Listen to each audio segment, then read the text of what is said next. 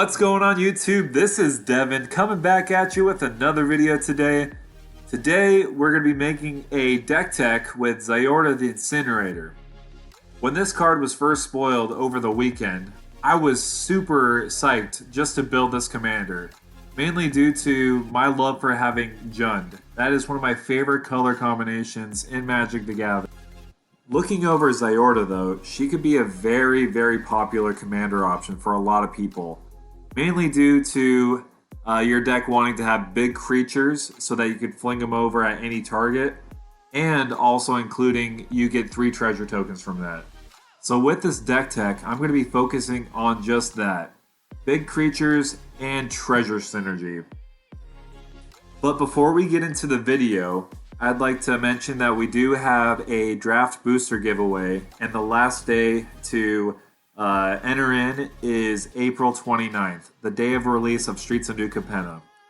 This is for those who are subscribed to the channel and also who comment and actively view the videos that I have been giving out. So, without further ado, let's get into some of the things that you could do with this awesome commander. When making this video, I really thought about some of the cards you may want to put in this. With Ziorda being a dragon, I thought of one way that would really make this more of a fun deck you want to play. I thought about the new Kamigawa Dragon Cycle. Cards such as Junji, Atsushi, and Kura are all really great options, mainly due to their death triggers. Also, in this next part of the video, I'll be showing you some fun, cheeky combos you may want to do in this deck with Atsushi and also Junji as well.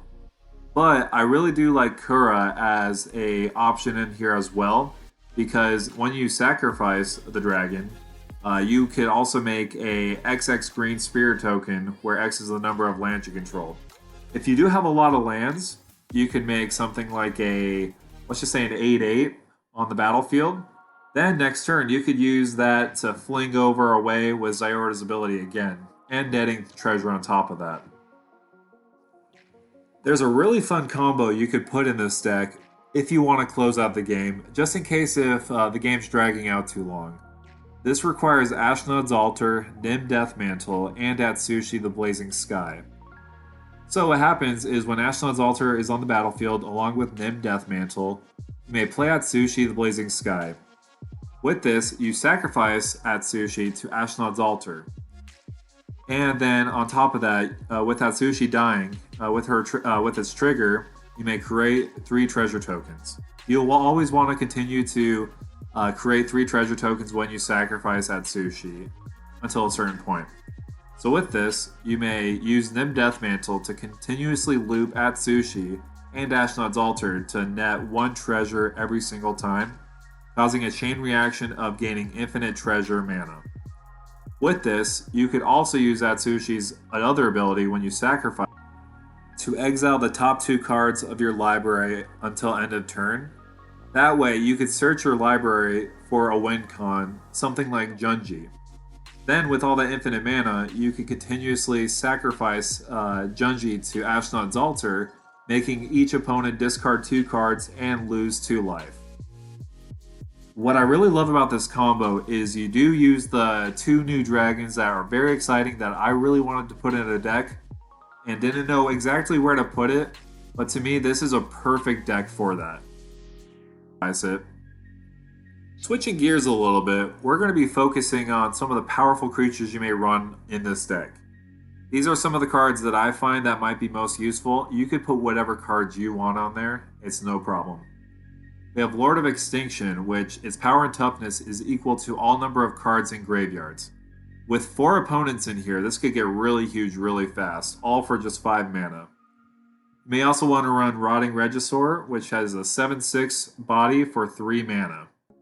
Phyrexian Soul Gorger is also a 3 mana 8/8, which is just absurd amount of numbers for me, just for 3 mana. We also have Ghalta Primal Hunger, which is as a 12/12 and could possibly be reduced to 2 mana only. I do have Villas in here as well, mainly due to the card draw enabler he is in as a creature. What's really great about Ziorda's ability after flinging these creatures, she does gain you 3 treasure. So, what do you want to be doing with some of that treasure that you'll be gaining? You do have an awesome card draw outlet in Skullport Merchant where you sacrifice a treasure for drawing a card for 2 mana. That's a pretty good deal considering the amount of treasure we're going to be making. You also have Magda at Brazen Outlaw, which if you sacrifice 5 treasures, you may search your library for an artifact or a dragon card, then put it onto the battlefield. As you can see, if you look down below in the deck list, we have a lot of dragons you may choose from. You also have Ruthless Technomancer, which is an all-star in this deck. When he enters the battlefield, you may sacrifice something like a Galta and gain you 12 treasure. Then, for 3 mana, if you want to sacrifice X amount of artifacts, you may return a creature with power X or less from your graveyard to the battlefield, where X is the number of artifacts you sacrificed for. So Ruthless Technomancer is an absolute include in this deck. You also do have a Revel of Riches, just in case if you want to have another win con in this deck. With this next strategy, you could use something like Infect. Infect is notoriously something that a lot of Commander players do not like, so I'd probably discuss this one with some of your play groups if you want to play this option as well. But with Ziorda, because she is doing the damage off of flinging creatures, you could use something like Fires to give it Infect or Tainted Strike.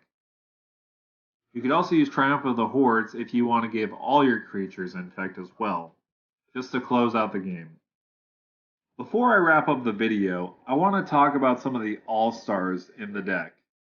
You have cards like Xenagos, God of Rebels, which double the power of your creatures so that you could do even more amount of damage to your opponents or to your opponent's creatures with Ziorda's ability.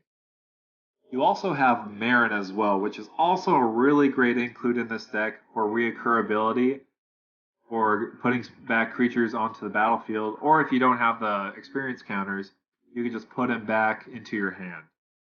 She is a really great include in this deck so that you can do all those things, so you can just keep on flinging creatures and getting those treasure tokens out as well.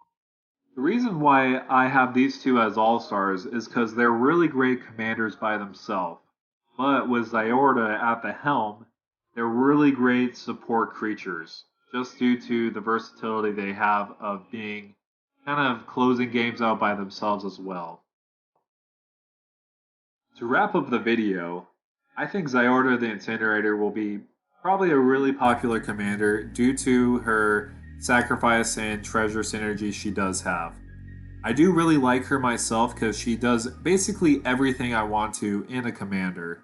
Also, having Jund in the text is really great as well. I didn't have a full deck list into the video, but I do have it down below in the comments. I did this so that I didn't have to have a 20 to 30 minute video about this card when you could easily look up the deck list yourself and copy and paste it. I just wanted to talk about more of the includes you may want to run and the synergies you may want to have in this deck. And again, I do want to appreciate all of you for coming out to supporting this channel. I wouldn't be able to do this without all you guys. And so again, thank you for coming by, and I'll be doing more deck techs as the spoiler season comes along more and more. So again, thank you for stomping by.